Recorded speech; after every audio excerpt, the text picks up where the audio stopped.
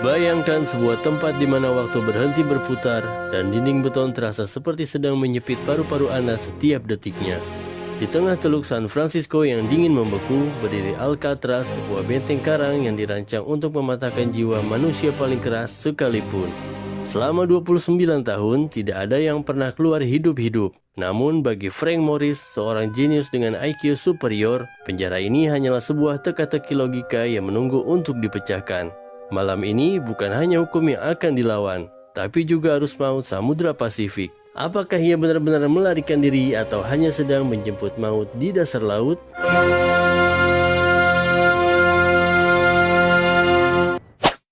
Oke mantap, kita langsung masuk ke bioskop. Tahun 1960, langit San Francisco selalu terlihat kelabu dari balik jendela kapal kecil feri yang membawa Frank Morris. Tangannya diborgol, kakinya dirantai. Di hadapannya, Alcatraz menjulang seperti monster batu purba yang dikelilingi oleh air laut yang bergejolak. Frank bukan penjahat biasa, ia adalah residivis cerdas yang telah melarikan diri dari beberapa penjara paling aman di Amerika. Dan Alcatraz adalah hukuman terakhirnya.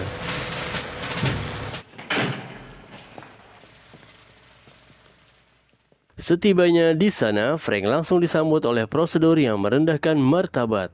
Ditelanjangi, diperiksa secara kasar, dan diberikan seragam abu-abu yang kusam. Ia kemudian dibawa menghadap sang kepala penjara, seorang pria dingin yang percaya bahwa Alcatraz adalah mahakarya keamanan manusia. Di ruangan itu, sang kepala penjara memainkan potongan kukunya dengan ritme yang mencekam. Ia menatap Frank dan berkata, "Jika kau tidak mematuhi aturan di penjara lain, mereka akan mengirimmu ke sini. Jika kau tidak mematuhi aturan di Alcatraz, kami akan mengirimmu ke neraka."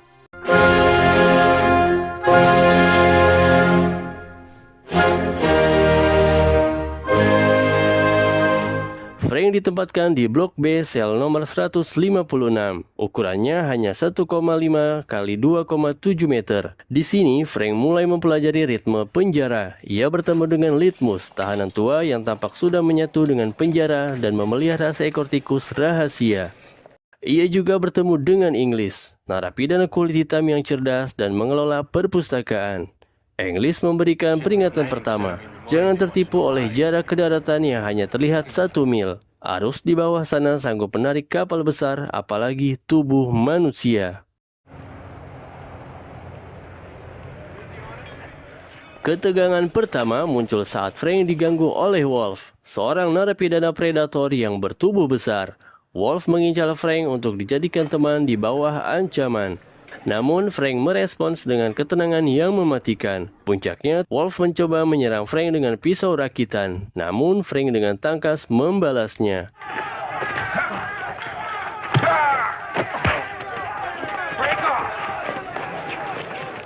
Akibat keributan itu, keduanya dijebloskan ke The Hole, sel isolasi gelap gulita tanpa cahaya, tanpa alas tidur, di mana seorang pria bisa kehilangan akal sehatnya dalam hitungan hari. Namun bagi Frank, kegelapan adalah teman terbaik untuk berpikir.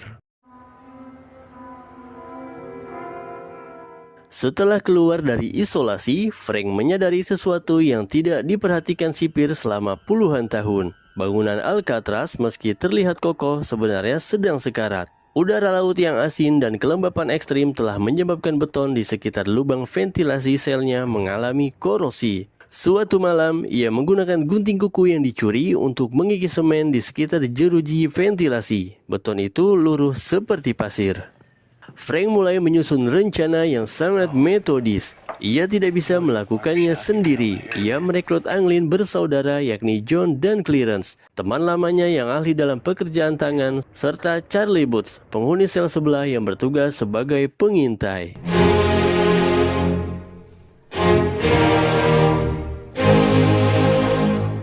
Inilah bagian di mana kecerdasan Frank benar-benar bersinar. Mereka memulai operasi rahasia yang berlangsung selama berbulan-bulan di bawah hidung para sipir. Persiapan pertama yakni membuat alat gali mekanis. Frank mencuri motor kecil dari kipas angin dan menggabungkannya dengan sendok yang ditajamkan serta bor selundupan dari luar. Untuk menyamarkan suara bising bor, mereka hanya bekerja saat jam musik diputar di koridor penjara.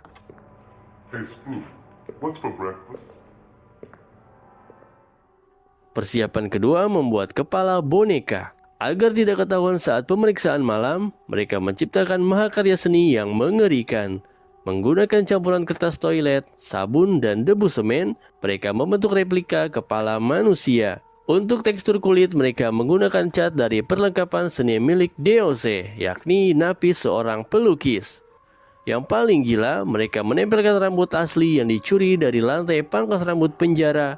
Boneka ini akan diletakkan di bawah selimut, sehingga dari kejauhan sipir akan mengira mereka sedang tidur nyenyak. Persiapan selanjutnya yakni membuat rakit dan jaket pelampung. Ini adalah tantangan terbesar. Mereka harus menyeberangi laut. Frank menginstruksikan pencurian lebih dari 50 jas hujan karet dari gudang pakaian. Menggunakan pipa uap panas di lorong layanan sebagai alat perekat, mereka menyambung jas-jas hujan tersebut menjadi sebuah rakit sepanjang 4 meter dan 3 buah jaket pelampung. Mereka bahkan membuat dayung dari kipas lapis. Selama persiapan ini, sebuah tragedi terjadi. DOC, narapidana pelukis yang baik hati, depresi berat setelah kepala penjara secara sewenang-wenang menyita alat lukisnya. Dalam keputusasaan, DOC memotong jari tangannya sendiri di bengkel kayu. Peristiwa ini membakar amarah Frank. Baginya, Alcatraz bukan lagi sekedar penjara. Itu adalah tempat di mana kemanusiaan dibunuh perlahan-lahan. Pelarian ini bukan soal keinginan, tapi keharusan. Malam itu, 11 Juni tahun 1962, kabut tebal turun menyelimuti pulau. Frank memberi kode peluit kecil. Mereka meletakkan kepala boneka di ranjang, menyusun bantal seolah-olah ada tubuh di bawah selimut. Lalu satu persatu masuk ke dalam lubang ventilasi yang telah mereka lebarkan. Ketegangan memuncak saat Charlie Booth mendadak kehilangan nyali. Saat tembok sudah terbuka, Charlie terpaku di tempatnya. Gemetar karena ketakutan akan laut yang gelap. Frank mencoba membujuknya. Namun waktu terus berjalan. Dengan berat hati, Frank dan Anglin bersaudara meninggalkan Charlie yang menangis di dalam selnya. Frank, John, dan Clarence merayap di lorong layanan yang sempit, penuh debu dan pipa uap yang panas. Mereka memanjat hingga ke atap gedung setinggi 30 kaki. Di atas sana, mereka harus merayap menghindari sorotan lampu menara penjaga yang menyapu atap setiap beberapa detik.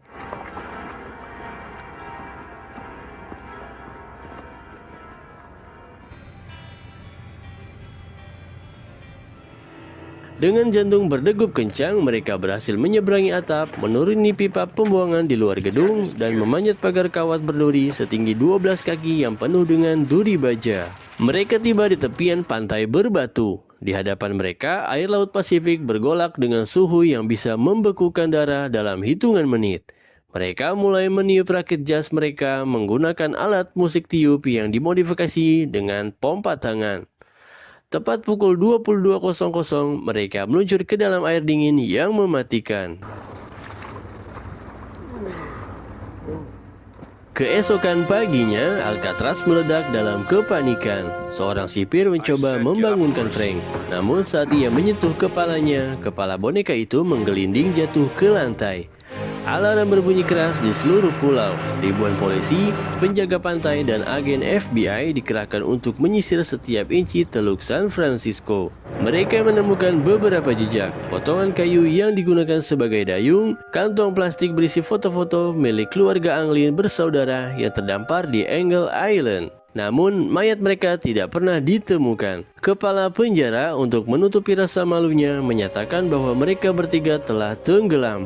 Namun, di akhir cerita, sang kepala penjara berjalan di pesisir pantai pulau seberang dan menemukan sesuatu yang mengejutkan. Sebuah bunga krisan putih yang dirangkai rapi di atas batu. Itu adalah bunga yang sama dengan yang dirawat Frank Morris untuk mengenang DOC. Sebuah pesan bisu bahwa kecerdasan manusia telah berhasil mengalahkan dinding batu dan arus maut.